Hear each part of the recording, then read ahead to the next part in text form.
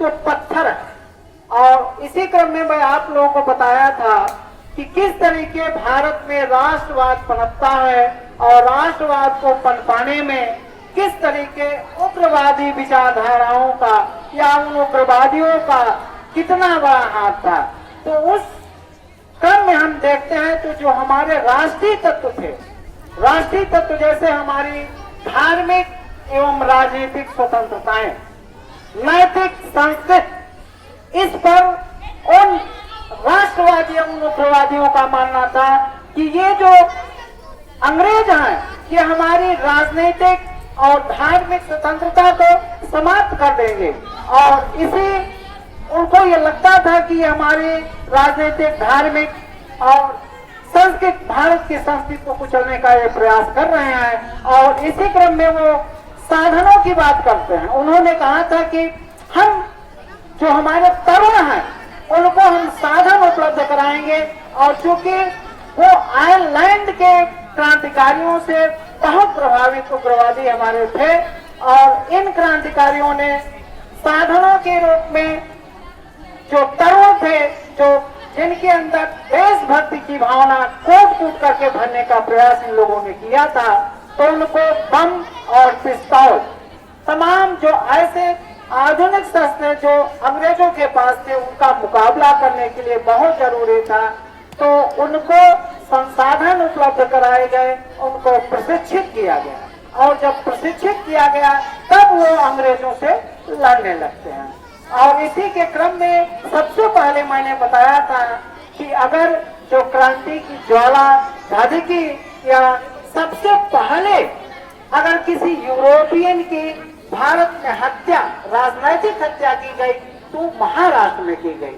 और उसमें जो दामोदर और बालकृष्ण जो दो चापेकर बंधु थे, उन चापेकर बंधुओं ने जो है सबसे पहले किसी यूरोपियंस की राजनैतिक हत्या की।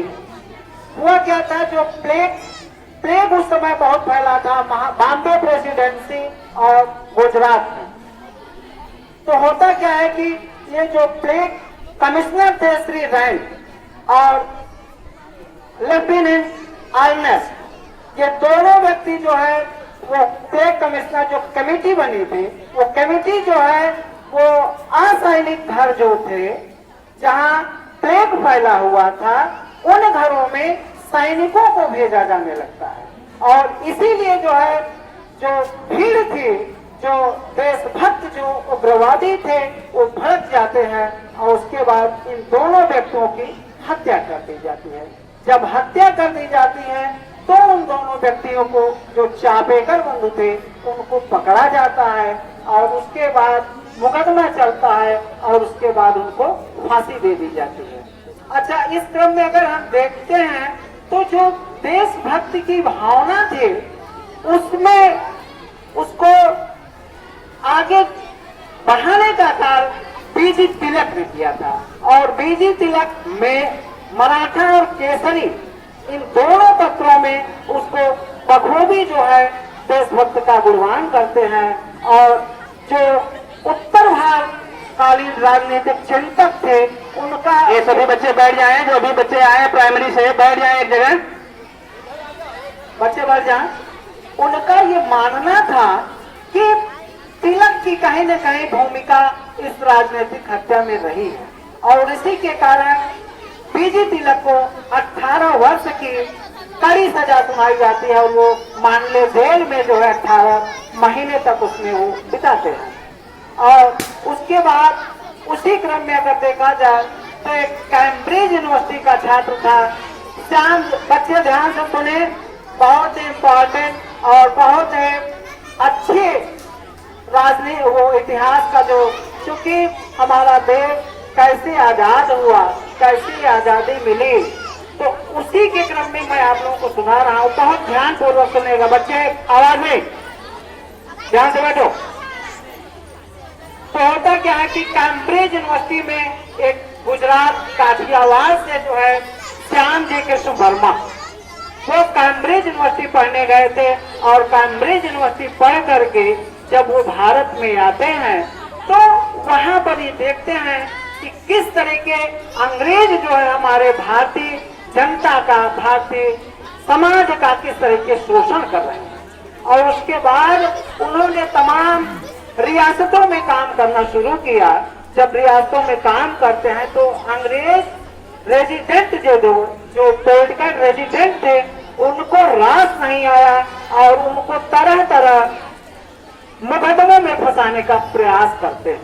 इसीलिए वो भारत छोड़ करके लंदन जाते हैं और लंदन में एक घर खरीदते हैं, जो कि एक संभ्रांत परिवार से थे वो, और वहां पर एक घर खरीदते हैं और वहीं पर रहने लगते हैं। उसका नाम था, उस घर का नाम रखा गया इंडिया हाउस।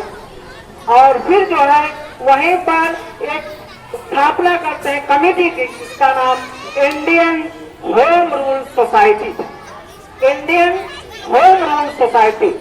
और वहां पर जो है वो रह करके भारत की स्वतंत्रता के लिए लंदन से जो है कार्य भारत के लिए करते हैं।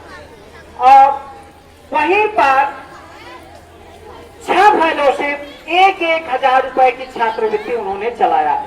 और उसी का लाभ उठाकर बीडी सावरकर, जो पुणे के फर्ग्यूसन डिग्री कॉलेज से ग्रेजुएशन की पढ़ाई किए थे, और उसके बाद वो नासिक में मित्र मेला एक गुप्त संस्था बनाए थे। और मेजनी के तरुण इटली से प्रभावित होकर के उन्होंने उस मित्र मेला को अभिनव भारत में तब्दील कर दिया था। और देश प्रेम की जो ज्वाला थी उनके अंदर वे बहुत धधक रहे थे। और उसी फेलोशिप का लाभ उठा करके वो लंदन पहुंच जाते हैं। और जो इंडिया होम रूल सोसाइटी थी वो उसके मेंबर बनते हैं मदन लाल ढींगरा और लाला हरदयाल। तमाम जो दिग्गज, जो महान क्रांतिकारी थे, उसके वो मेंबर बन जाते हैं। और वहां से जो है वो लंदन से जो है भारत को आजाद कराने में अपना महत्वपूर्ण भूमिका अदा करने लगते हैं। जो 1857 का स्वतंत्रता संग्राम हुआ था, उसकी स्वर्ण जयंती मनाने के लिए उन्होंने इंडियन वॉर ऑफ इंडिपेंडेंस एक पत्रिका निकाली। और पत्रिका वो छपवाई, लंदन में बांटे और भारत में बांटे।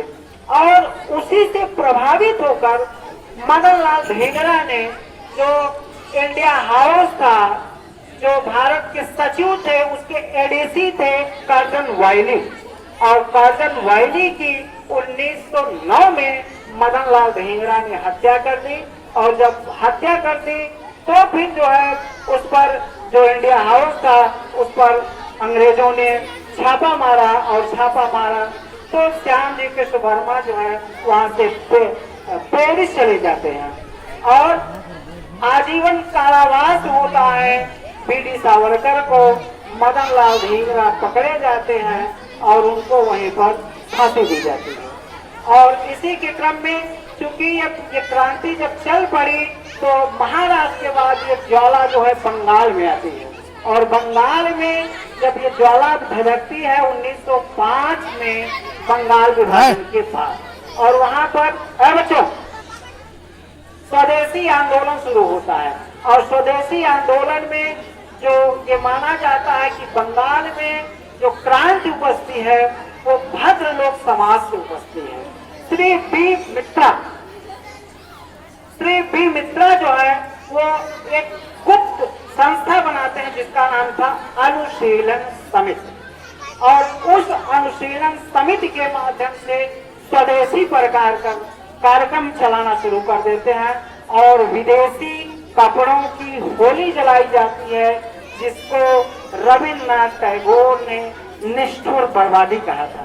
गुरुदेव रविन्द्रनाथ टैगोर ने इसे निष्ठुर बर्बादी कहा था। और उसके बाद उसी क्रम में बारेंद्र कुमार घोष, जिन्होंने एक पत्रिका निकाली थी भवानी मंदिर, और उस भवानी मंदिर पत्रिका ने बंगाल में क्रांतिकारियों के अंदर वो ज्वाला भरी, जिससे बंगाल में एक से एक क्रांतिकारी पैदा हो जाते हैं। उन्हीं क्रांतिकारियों में 2 पत्रिकाएं और थी, युगांतर पत्रिका का भी बड़ा रोल होता है।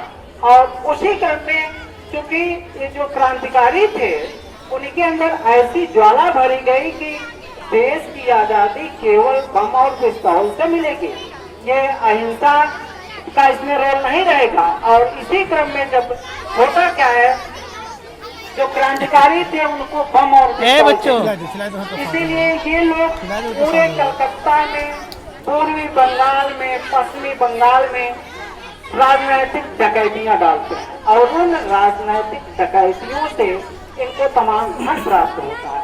फिर ये बम और पिस्तौल खरीदते हैं और दो नवयुवा प्रफुल्ल चाकी और खुदीराम बोस, इन दो क्रांतिकारियों को तैयार किया जाता है, जो कि मुजफ्फरनगर का एक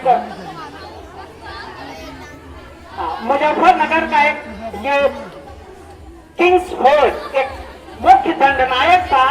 और वो जो दंडनायक था वो छोटे छोटे अपराधों के लिए क्रांतिकारियों को बड़ी बड़ी सजाएं सुनाता था और उसी को हत्या करने के लिए, उसको मारने के लिए प्रफुल्ल चाकी और खुदीराम बोस को ये कार्यभार सौंपा जाता है। वो लोग बम और लेकर के आते हैं और उसके ऊपर अटैक करते हैं।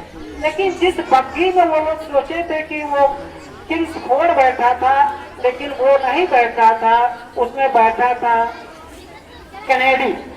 और कनेडी के साथ दो स्त्रियां अंग्रेज महिलाएं भी बैठी थी और वो लोग उस पर बम से हमला कर देते हैं। दो महिलाएं मारी जाती हैं और जब दो महिलाएं मारी जाती हैं तो इन दोनों क्रांतिकारियों को पकड़ लिया जाता है। और जब पकड़ लिया जाता है तो इनको जो है जेल होती है और प्रफुल्ल चाकी वो वही जेल में ही आत्महत्या कर लेते हैं।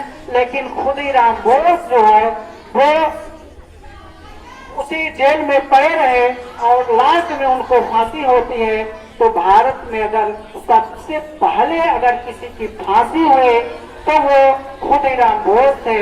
और उस क्रांतिकारी की जो अवस्था थी 18 वर्ष 8 माह 10 दिन, 18 वर्ष 8 माह 10 दिन का वो क्रांतिकारी था जिसको सबसे पहले अंग्रेजों ने फांसी पर लटकाया था। और अगर बच्चे अभी नहीं तैयार हैं तो मैं आगे थोड़ा सा, तो बहुत बहुत धन्यवाद। और अगर समय मिलता है तो अभी मैं 1 घंटे आप लोगों को और सुना दूंगा।